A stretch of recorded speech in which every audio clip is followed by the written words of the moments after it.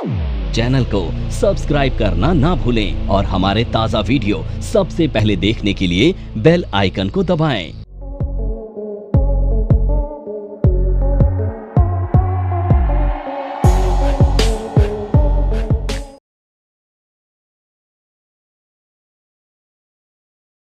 तो आज हम पढ़ने वाले हैं करेंसी मार्केट। ठीक है, तो करेंसी मार्केट क्या होती है? करेंसी मार्केट वो मार्केट होती है जहां पे फिएट करेंसी ट्रेड की जाती है। अब ये फिएट करेंसी किन करेंसीज को कहते हैं?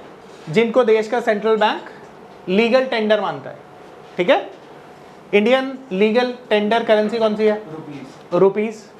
तो ठीक उसी तरह से अमेरिका की फिएट करेंसी कौन सी है? US dollar. तो ठीक उसी तरह से यहाँ पे दुनिया की सबसे बड़ी 4 करेंसी ट्रेड की जाती हैं, US dollar, Japanese yen, euro और पाउंड। ये 4 तरह की करेंसी को यहाँ पर ट्रेड किया जाता है।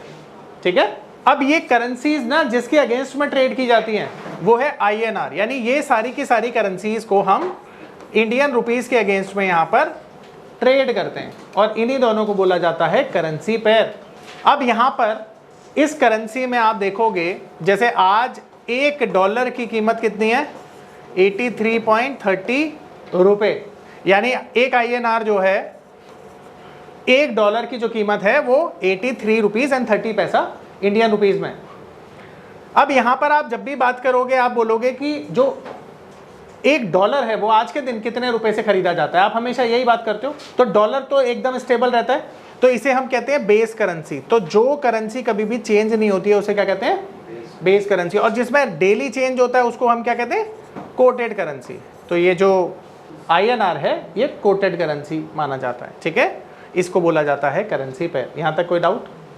अब ये जो करेंसी मार्केट है ना, इसकी शुरुआत हुई थी 2008 में, यानी अगस्त 2008 में, और इसको रेगुलेट करता है आरबीआई, जैसा आप सब लोग जानते हैं। करेंसी मार्केट सुबह 9 बजे से शाम को 5 बजे तक चलता है और यहां पर आप 2 तरह से ट्रेड करते हैं, एक तो फ्यूचर्स में और दूसरा ऑप्शंस में। ठीक है, इन दोनों में ये ट्रेड किया जाता है। मंडे से लेकर फ्राइडे ये मार्केट चलता है और यहां पर जो भी सेटलमेंट किया जाता है वो कैश में किया जाता है, यानी इंडियन रुपीस में सेटलमेंट होता है। जो भी लॉस प्रॉफिट का होगा ना, इंडियन रुपीस में प्रॉफिट का सेटलमेंट होगा। अब यहां पर सभी का लॉट साइज 1000 यूनिट्स का होता है, यानी $1000, 1000 जापानीज येन, 1000 यूरो और 1000 ही पाउंड। ठीक है, आ रहा है समझ में? तो करेंसी मार्केट में ये सारी चीजें इंपॉर्टेंट है। एंड वन मोर थिंग, जो इसकी एक्सपायरी होती है वो वीकली और मंथली तौर पर होती है। ठीक है, लास्ट वर्किंग डे जब भी मंथली होता है इसकी एक्सपायरी होती है। तो ये करेंसी मार्केट था।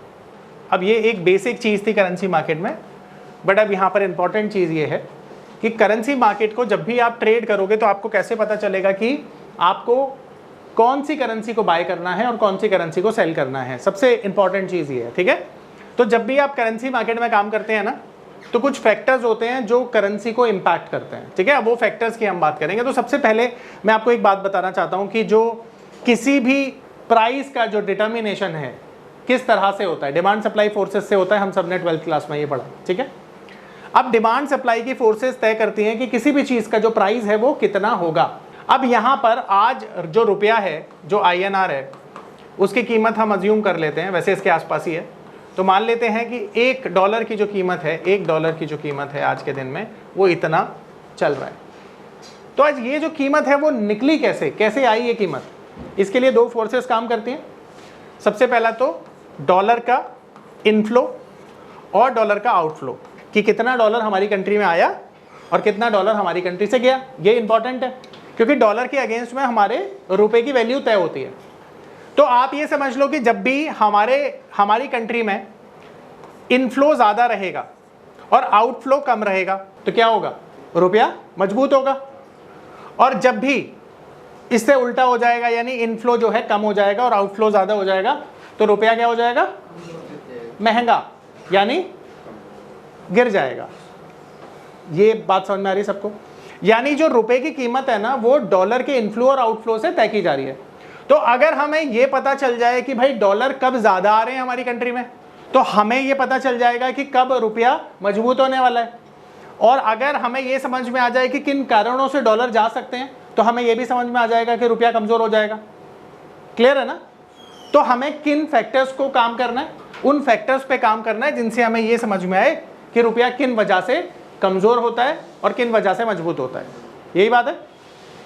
तो सबसे पहली चीज, आप अपने दिमाग पे थोड़ा सा जोर डालिए और सोचने की कोशिश करिए कि वो कौन से रीजंस हैं जिनकी वजह से जो डॉलर है हमारी कंट्री में आएगा। अगर एक्सपोर्ट करेंगे, यानी सबसे पहला तो अगर हमारे एक्सपोर्ट्स बढ़ेंगे, इंक्रीज होंगे, पॉजिटिव होंगे, तो रुपया मजबूत होगा। सही जवाब। दूसरा जवाब रेमिटेंस, बिल्कुल ठीक है, रेमिटेंस भी ठीक है। तीसरा जवाब फॉरेन इन्वेस्टमेंट, मैं लास्ट में लिखूंगा रेमिटेंस को। यानी देखो, फॉरेन इन्वेस्टमेंट ना तीन तरह से आती है। एक एफडीआई के तौर पर, जिसे हम कहते हैं फॉरेन डायरेक्ट इन्वेस्टमेंट। इस फॉरेन डायरेक्ट इन्वेस्टमेंट में पता है क्या होता है? कंपनियां आती हैं, मालिकाना हक लेती हैं यहाँ पर और काम करती हैं, बिजनेस करती हैं, उसे कहते हैं फॉरेन डायरेक्ट इन्वेस्टमेंट। यहाँ पे बहुत बड़ा डॉलर इनफ्लो आता है। फॉरेन पोर्टफोलियो इन्वेस्टर्स पोर्टफोलियो बनाते हैं, अपना इन्वेस्टमेंट कर देते हैं फाइनेंशियल मार्केट में। और एफआईआईज, फॉरेन इंस्टीट्यूशन इन्वेस्टर्स, ये भी डिफरेंट एसेट क्लास में फाइनेंशियल मार्केट में अपना पैसा लगाते हैं। तो ये भी बहुत बड़ा क्या है, एक रीजन है जिसकी वजह से इनफ्लो होता है। ठीक है, आ रहा है समझ में? अब ये सोचो कि ये एक्सपोर्ट हम ज्यादा कब कर पाएंगे? जब ज्यादा प्रोड्यूस कर पाएंगे। जब ज्यादा प्रोड्यूस कर पाएंगे। ज्यादा प्रोड्यूस कब कर पाएंगे? जब ज्यादा कैपिटल होगी, ज्यादा मैन पावर होगी और ज्यादा डिमांड होगी। मतलब ज्यादा डिमांड होगी। बहुत सही जा रहे हो आप लोग। ज्यादा डिमांड कब होगी? जब आपके पास पैसा होगा।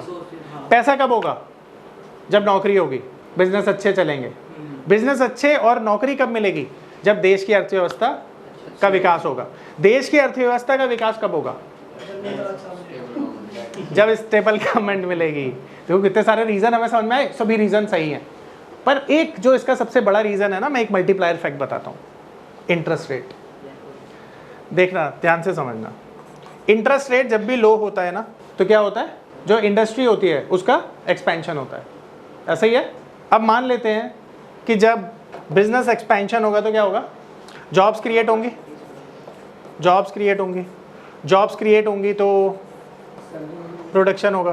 प्रोडक्शन होगा तो एक्सपोर्ट होगा। देखो सारी की सारी चीज़ें कहाँ से शुरू हुई? तो इंटरेस्ट रेट भी एक बहुत बड़ा फैक्टर होता है। किसके लिए? करेंसी को मजबूत बनाने के लिए। www.onlinenifm.com NIFM के ऑनलाइन एजुकेशन प्लेटफॉर्म पर बहुत से ऐसे कोर्स थे जिनसे मैं अपने स्टॉक मार्केट में इन्वेस्टमेंट और ट्रेडिंग के सपनों को पूरा कर सकता था। जैसे कि stock market trading beginners course, NIFM certified smart investor course, advance level smart investor course, technical analysis course, fundamental analysis course, options trading strategies, research analyst certificate course, diploma in financial market course और ना जाने ऐसे बहुत से course उपलब्ध हैं। फिर मैंने www.onlinenifm.com की साइट पर जाकर NIFM का NIFM certified smart investor course को ऑनलाइन परचेज किया, जिसको सीखने के बाद मैंने जाना कि शेयर मार्केट से पैसा कमाना कितना आसान है। बस आपको एक सही प्लेटफॉर्म की जरूरत है, जो है www.onlinenifm.com। NIFM के ऑनलाइन प्लेटफॉर्म की वजह से मैंने लॉकडाउन के दौरान शेयर मार्केट से अच्छी इनकम भी जनरेट की।